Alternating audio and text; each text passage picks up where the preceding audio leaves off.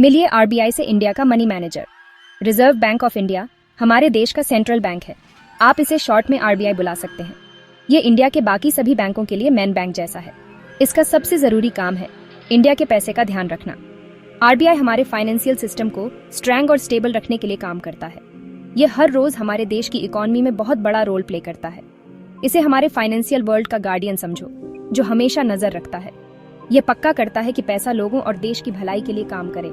यह इस संस्था के लिए एक बहुत सीरियस और कंटिन्यूअस सभी सिटीजन्स के लिए एक बैलेंस्ड इकोनॉमिक माहौल बनाना है। सोचो, इंडिया की इकोनॉमी एक बहुत बड़ा शिप है जो समंदर में चल रहा है।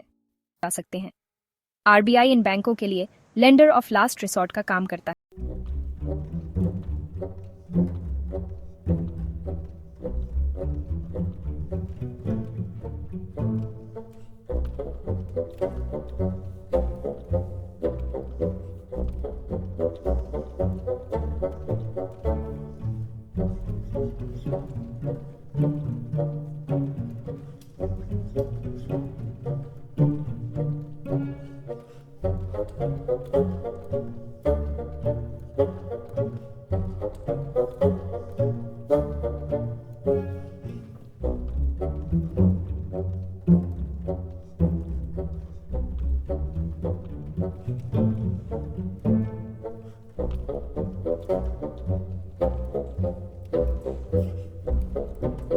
कॉस्ट को मैनेज करने के लिए ये बैंक फिर अपने इंटरेस्ट रेट्स भी बढ़ा सकते हैं।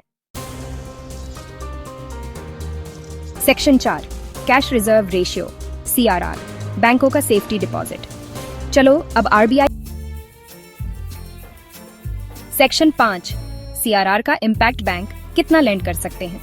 अब चलो एक्सप्लोर करते हैं कि कैश रिजर्व रेशियो या सीआरआर बैंकों की लेंडिंग कैपेसिटी को कैसे अफेक्ट करता है।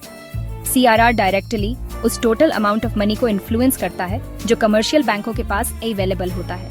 यह बदले में तय करता है कि वे इंडिविजुअल्स और बिजनेसेस को कितना पैसा लोन्स के तौर पर ऑफर कर सकते हैं। जब बैंकों के पास ज्यादा लेंड करने लायक फंड्स होते हैं तो क्रेडिट इकोनॉमी में ज्यादा आसानी से अवेलेबल हो जाता है। इसके उलट जब उनके पास कम होते हैं तो क्रेडिट टाइट हो सकता है। यह सीआरआर को क्रेडिट मार्केट में एक बहुत सिग्निफिकेंट फैक्टर बनाता है। एक ऐसी सिचुएशन सोचो जहां आरबीआई सीआरआर बढ़ाने का फैसला करता है। हमने डिस्कस किया प्राइमरली एक इंटरेस्ट रेट है।